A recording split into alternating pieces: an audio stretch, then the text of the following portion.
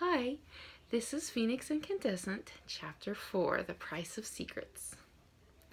The frosty night air swirled with a mixture of hope and fear. Who was this Philip, and what did he want? Who was he working with? What had happened while they were away? Charlotte shivered against Beau and listened to the beat of his wings as they flew. Gusts of wind stung the scrapes across her back, and her teeth chattered. She focused her eyes on Zarok, who was head of security at the castle, only they had never really needed him to act on the job before. His large muscles rippled under his black skin, and Charlotte remembered how tiny she had felt around him as a child. Zarok had taught her how to ride a horse starting when she was barely old enough to sit on one. Then later, when she was still quite young, he had handed her a pitchfork and taught her how to clean the stalls. She had balked. He had demanded. She had given in, but she had worn her swimsuit and tutu to the lesson. He had taught her, lips pursed and head shaking. He still shook his head at her from time to time. She still felt tiny around him. Beau landed close to Zarok, who paced back and forth nervously in front of the glowing wall near the back gate. Covered in sweat, his muscles rippled and he breathed heavily. A long scorch mark ran down his left flank. "You're hurt," Charlotte blurted out. She reached out to him, but he stepped back quickly. Charlotte frowned at him. Would she ever get used to the pride of the centaurs? "The two of you get on my back, quickly, quietly, and hold on tight." Beau grabbed Charlotte's waist and boosted her up. She scooted forward and he got on behind her. Zarok handed Beau a loop of rope. Beau wrestled it around his own waist between his body and his wings and handed the two ends to Zarok to tie. "We must be quite the sight," Beau said. "I don't know—" "There are still intruders within," Zarok interrupted harshly. "And I will be going faster than either of you are ready for. Keep your wings pressed flat. I don't want you slowing me down." "I know how to not catch air, Zarok," Beau hissed. "You know that." "Then let's go." Charlotte's right hand burned with pain as they entered the shield. She gritted her teeth and muffled a cry. The pain did not cease. She looked over her shoulder at Beau, whose face was drawn tight. He nodded at her. He felt it too. Zarok took off with a speed that would have made a sane person leap from his back. Charlotte certainly would have thrown herself off had she not been tied to him. Zarok's hooves thundered across the ground. Somewhere farther away a scream snaked through the trees at the back of the property. Beau moaned behind her and put his head down on Charlotte's shoulder. "I'm trying not to puke on you, I promise." "How can you handle flying but not horse riding?" Charlotte teased, despite her own upset stomach. "When I'm flying, I have more freedom," he chuckled into her ear. "And riding a horse and riding a centaur are two vastly different things."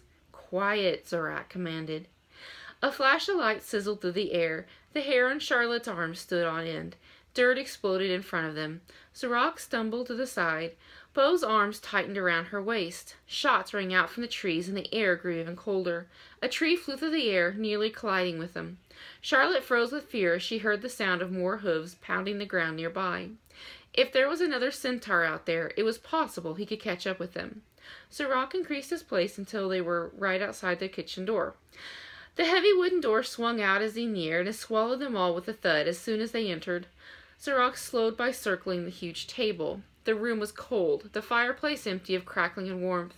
Charlotte shivered while the rope was untied. The burning of her hand was a sharp contrast to the coldness she felt in the rest of her body. "My hand is still burning." "Mine too," Beau added as he helped Charlotte down. "What is going on? Are we safe here?" Zarok huffed and shook his head in disgust. "It's obvious that we've forgotten to teach you young ones anything of real worth. We skipped over knowledge that would protect you from evil because we didn't expect evil to happen."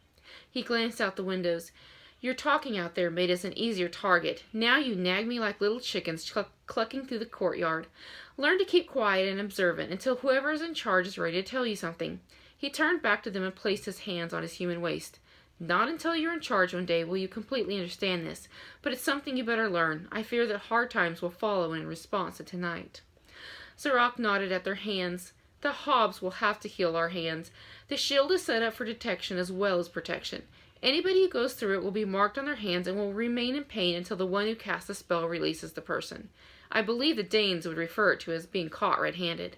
As for the rest, I'm afraid you two are going to have to wait for somebody else's explanation." The door to the Hobbs' library slammed open, and Joseph waved them in. "Hurry, children. We've no time to lose. Zarok, you must be in a lot of pain by now. Come, I will heal you."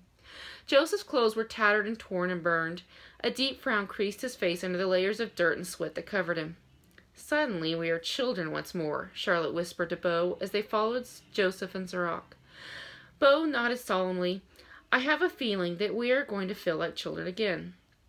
Don't touch a thing, Joseph warned them as they entered the library.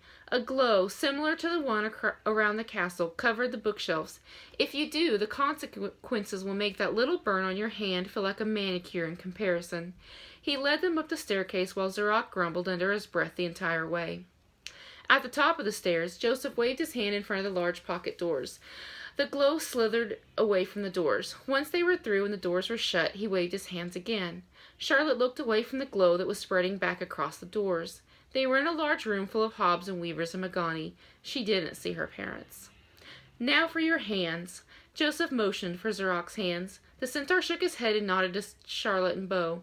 Joseph flipped Charlotte's hand over and placed his own over it. Heal. He repeated the process with Beau and then moved on to the Zerok's hands. Thanks, Joseph. She tried to meet his eyes, but the Hob only nodded and walked away. Charlotte opened her mouth to thank Zerok. He had been in pain the entire time he was looking for them. But he had already walked away too. She looked over at Beau. He was frowning and scanning the room. Do you see either of our families? No. He patted her shoulder absently. We better start looking around for them. Catch you later. Charlotte looked around the large room again, this time slowly. She had never been allowed to see the Hobbs' home before. The walls and floor were a deep gray color, and there were no windows.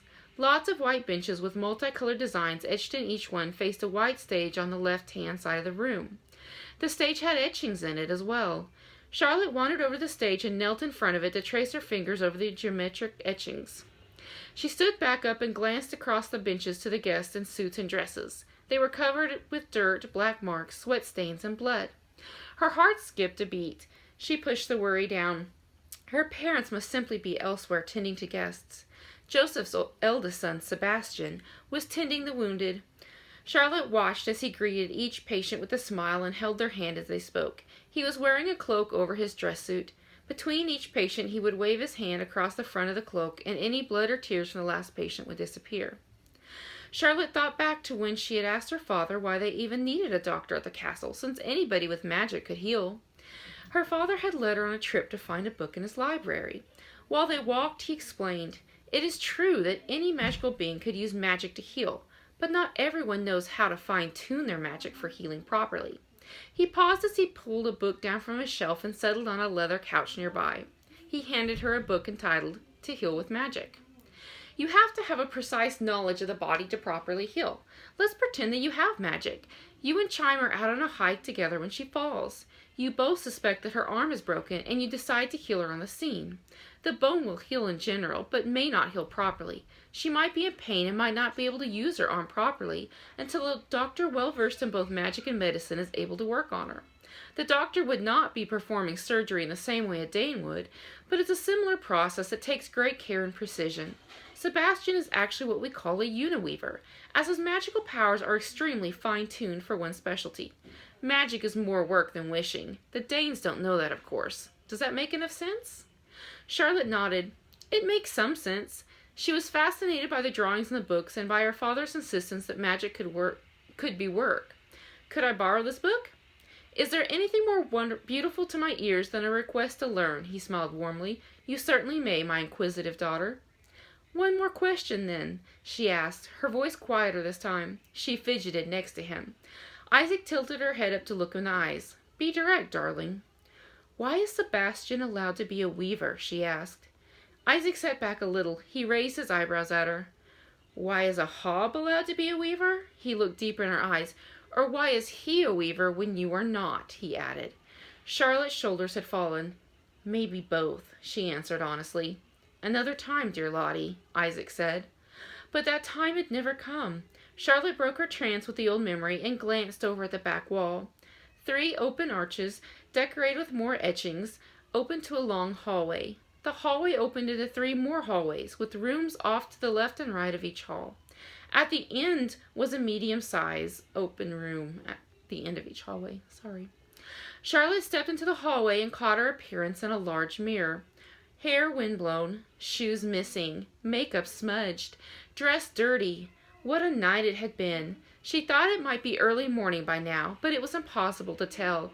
Hobbs didn't keep time the way Danes did. They thought it hindered both productivity and relaxation, so there were no clocks anywhere in this part of the castle.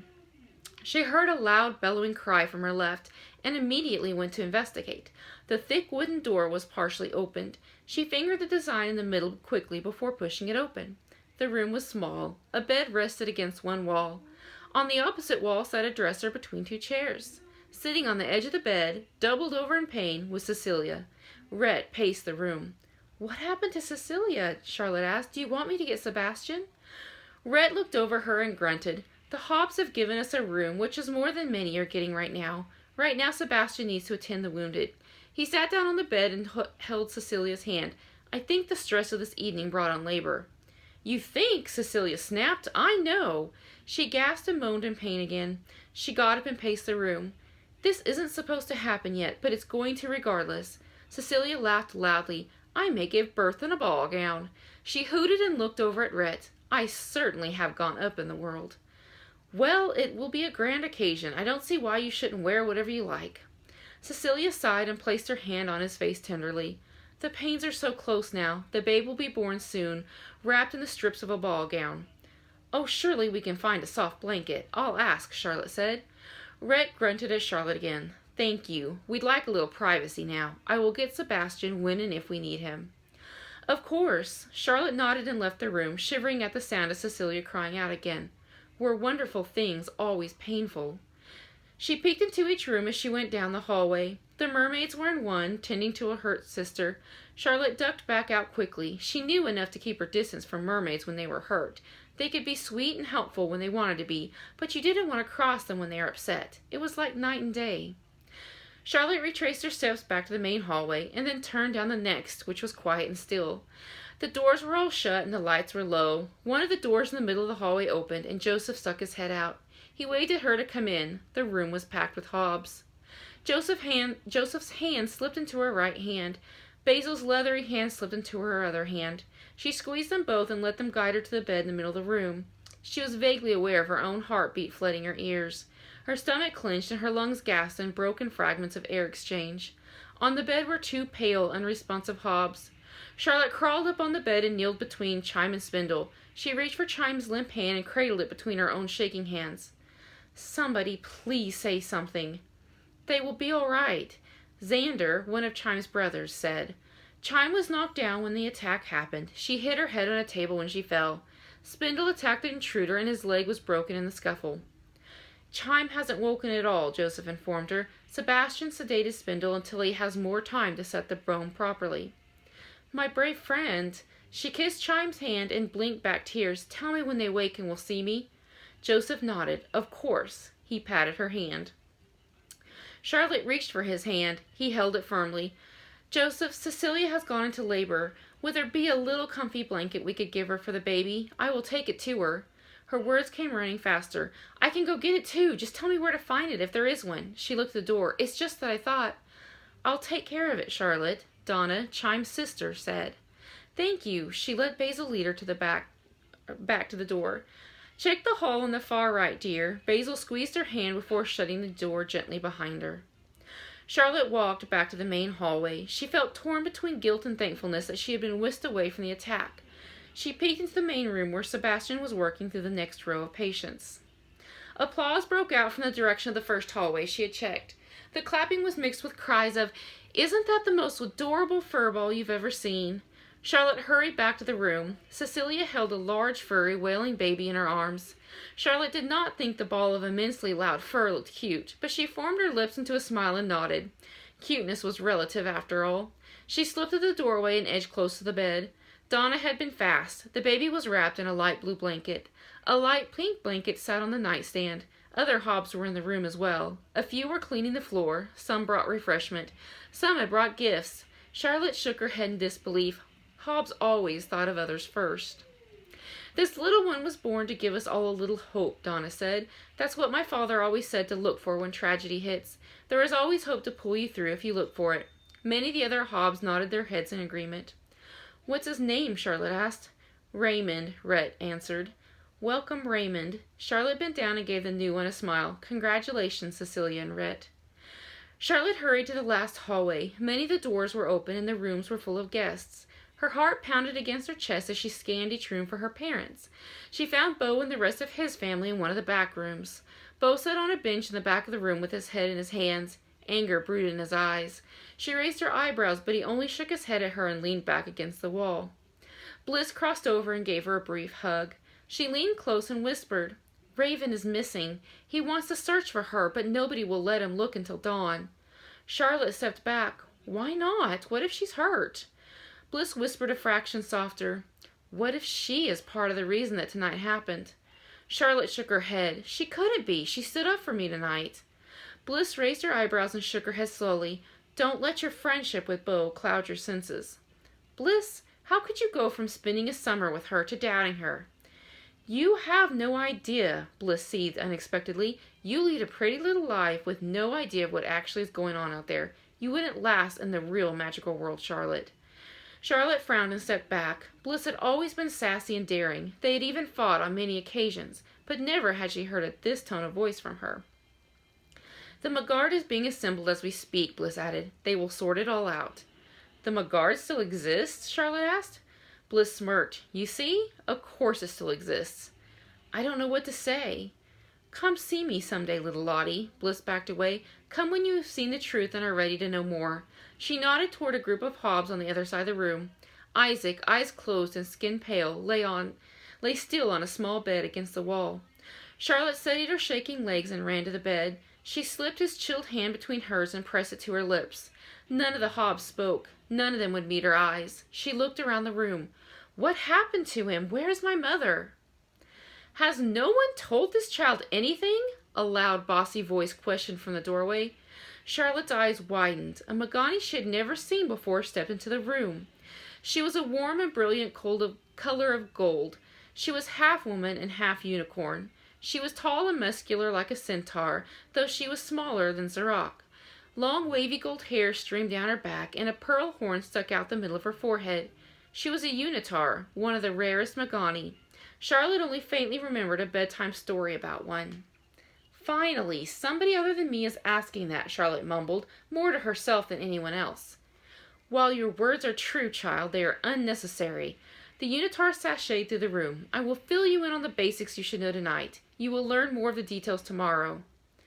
"Thank you. What is your name?" Charlotte asked. In the corner of her eye she saw several Hobbs' eyes grow wide, and others shook their heads or arms at her. The unitar snorted. "What your Hobbs are trying to tell you is that unitars tell their name to precious few, and you are not precious to me." She tossed her hair to the side and looked down at her. "However, you and anybody else may call me Lodestar if you absolutely must have a common name to address me with." "How about I not offend you with the common name?" "As you wish." Lodestar knelt down by the bed. She placed a hand on Isaac's forehead and closed her eyes. Charlotte crossed her legs and grasped her hands together in her lap. "You have failed to display any sort of magic, is that correct?" Lodestar flashed her eyes open. Charlotte's mouth hung open for a moment before she replied. "You are correct." Lodestar's eyes narrowed. "It is too late for you to acquire any magical talent." Charlotte stood and placed her hands on her hips. She wasn't as tall as the unitar, but she knew from Basil and Joseph the small could be just as intimidating. She looked Lodestar directly in the eyes. "I am quite painfully aware of my lack of magical skills and the proper age at which one acquires those skills. I would appreciate it if you could directly tell me about my parents." Lodestar waved a hand at her. "I was merely confirming what I had heard from others. Now, if you can keep the sauciness under control until I am through, it would be greatly appreciated." Lodestar looked at her with flashes of both approval and disapproval before continuing. "The castle was attacked by a combination of traitors from within and their fellows waiting in the woods. A combination of confusion spells were aimed around the room and your mother was taken. Many were hurt, some badly, but there have been no reports of death yet. Unless you count your family pet. In that case, there's been one confirmed death. Ebby has still not been accounted for, but given her attachment to your family, we believe she went after your mother. The girl Raven has not been found either. Given her short time with your family, we do suspect that she may have been involved, although because she was away most of that time, her loyalties are still up in the air." "Why is this happening?" "No one knows yet. When we alerted the McGuard, they did indicate that Magani had been disappearing over the last 3 years. Slowly the first couple of years, but the frequency this year has had them concerned. I believe they have made a mistake in not making it known what was going on, but years of nothing to worry about will do that. Charlotte wrung her hands together. Her mother was taken? She gulped down a sob and blinked her eyes before focusing back on Lodestar.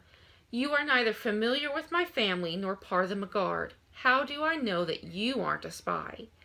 I asked her to come, Zorak answered from the doorway. I knew she was in the immediate area, and she is an old friend of mine. Zorak, Lodestar scolded, never give away a lady's age, regardless of the fact that she is half animal. My apologies. Zorak laid a handkerchief on Isaac's pillow. Sebastian sent this. It is soaked in wakeful oil. Hopefully it will help. Charlotte shifted her attention back to her father. Isaac's eyes fluttered open. He jolted up to a sitting position and stared at Charlotte with wide eyes. We didn't even know it was possible. You have to believe we didn't know. Father, what in the world are you talking about? She grabbed his hand and held tight. We didn't know. You have to help me. Just promise me, Wilder, he yelled, eyes darting quickly around the room. Promise me. Wilder crossed the room quickly and stood before the bed. Calm yourself, friend. I promise. Isaac fell back into the bed and closed his eyes. I don't think he's fully aware, Wilder said. Somebody get Sebastian right now. It's faint. Isaac flashed his eyes open again and yelled, I can't lose her. We will find her, Isaac, Wilder said. He laid his hand on his friend's shoulder. The McGuard is on the way. Sebastian popped in the room with Basil and Joseph. He quickly laid his hands on Isaac's chest. A white glow passed from Sebastian's hand to Isaac's chest. Charlotte didn't hear what Sebastian said, but her father relaxed and fell back to sleep. Sebastian shook his head slowly, muttering to himself and checking over Isaac. The room was silent and still while he worked. I'm sorry about that. I should have been here. Sebastian paced back and forth in front of the bed. Charlotte held her shaking hands together and tried to breathe deeply while she waited for Sebastian to process everything. What had her father been referring to? Was he somehow at fault for what had happened tonight? What did he want of Wilder? She stole a glance at Wilder, but he was in the back of the room comforting his family. Bo looked over at her and mouthed something she didn't catch. Sebastian stopped pacing and snapped his fingers. Wait, I wonder. He placed his hand over Isaac's stomach and held it there. Oh, yes. What is it already? Charlotte insisted. Your father and mother were bonded magically. I'm not sure why. It's typically only used in apprenticeships, but it seems your father also has at least 2 long-term enchantments going. Sebastian stopped talking and looked over at Joseph. Father? Joseph took a sharp breath in. It's not my place. What is it? Charlotte asked again. Sebastian frowned. There's a block. I can't work out the other spells. He is diverting a great deal of energy to at least one other spell, a spell that has negative side effects if continued for very long. I suggest we keep at least one hob with him at all times. Can we find my mother through one of the spells? Charlotte asked. Sebastian nodded. He needs to be awake, though. He is weak, Charlotte. Let's give him a rest and try to safely wake him in the morning. Charlotte buried her face in her hands. She didn't want to wait. She wanted her mother home safe right now. Joseph laid a hand on her shoulder. We will ask him as soon as he wakes next, I promise. She looked back up at him and furiously wiped away the tears from her eyes. What if that's not soon enough? Hang on, sorry. Zorak stepped forward. The McGuard is already searching, Charlotte. They will be at the castle soon to help from here. For now, we should all get some rest. We rise with the sun to search the grounds. The room emptied except for Bo and Charlotte's families and a couple of hobs. Wilder laid down a blanket on the floor by Isaac, and Wynne and Bliss lay down on a couple of couches. Bo stayed on the bench. Charlotte sat down by him. He didn't meet her eyes. Are you mad at me because you weren't there for Raven? Charlotte asked quietly. He closed his eyes and nodded. She cringed. Well, at least you're honest. I wouldn't have changed a thing, though. You know I care about you. I wish I hadn't been in the way of you being able to save your girlfriend. How are we ever going to be friends again if she is dead or hurt? What if I ruined your happily ever after with her? She looked toward her father, and part of her wished that she could erase the evening that was hurting so many. Bo thumped her on the arm. Ow! She cried out. Bliss sat up and looked over at them. Would you two please get a room? The rest of us are trying to sleep, and you shouldn't be worried about Raven at all. That's enough, Bliss, Wynne said as she sat up and put an arm around her daughter. Why don't you two finish your conversation quietly in the hall? Bo and Charlotte moved to the hallway, but the conversation was hard to pick back up. Bo stared down at the floor. Charlotte stared at the door to the room. Bliss is really upset, Charlotte finally said. She and Raven were really close this summer. Bo looked up. Closer than Raven and I actually were. If what they said is true, Bliss is feeling betrayed. He dropped his gaze back to the floor. The truth is that I feel guilty that she was here tonight, Lottie. I didn't really like her.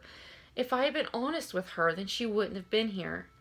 But you acted like you liked her. He shook his head. I was faking it. Jerk, Charlotte stood. Is that what you've become since I've left? A fake jerk? He stood. I'm sorry. I'm trying to be truthful now, okay?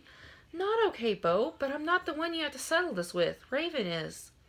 I have to settle this with a lot of people, Charlotte. Raven, my family, you. So let me, will you? She sat back down against the wall and patted the floor next to her. Better start with me. Your other hurdles will be higher. He sat down next to her. That's why you're my best friend, you know that? She rolled her eyes. Start talking. You know how I've been dating a lot this last year? I've heard, she acknowledged. My father said that he was beginning to think you didn't want to ever settle down.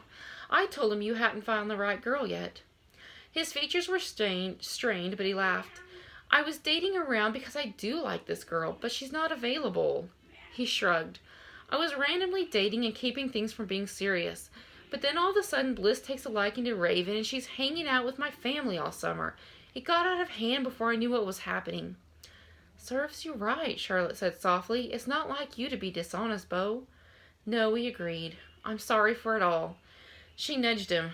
People do stupid stuff sometimes. Just don't make sure you don't do it again. Speaking of stupid, he looked over her and crossed his arms in front of him. I'm sorry I thumped you earlier, but really? How could you think that something would mess up our friendship like that? I could think that because I'm realistic enough to realize that relationships can be damaged, Bo. But you should know me well enough to know that I would at least try to fix it, he insisted. True. Charlotte leaned into his side and whispered, Since we are friends again, why don't we sneak a little search and rescue for Raven and Evie? Bo laughed. We were always friends, but yes, let's find them. He frowned. But how will we get out? Her face lit up. That's not a problem at all. I know exactly which hob to ask. That's it for Chapter 4. Thanks, guys.